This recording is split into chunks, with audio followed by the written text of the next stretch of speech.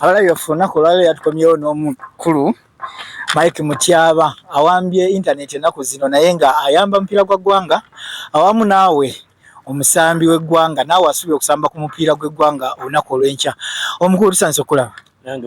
Sijja kubuuza amannya kuba basinga bagamanyi, katuukire ku ensonga esinga olunaku olwaleero gye twagala twogereko eya petition ebobye abantu omutwe. Petition etuuseewo ey'okuggyamu omusajja Magogo okumujja omukono mu kibya.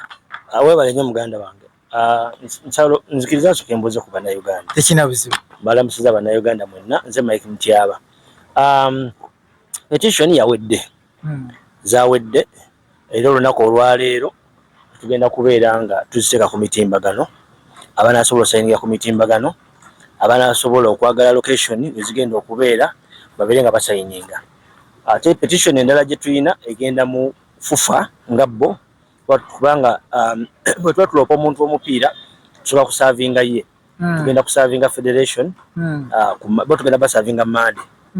Then tugenda kupetitioninga petition endala egenda mu CAF ne mu FIFA.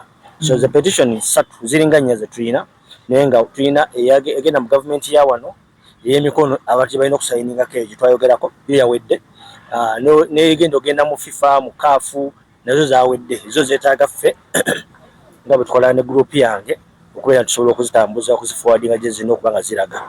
Naye eno ey'abantu twagikoze nga meeting standards z'abantu n'okubeera nga bajjamu obwesige mwine Moses Magogo. Abantu ababulijjo abalumirwa.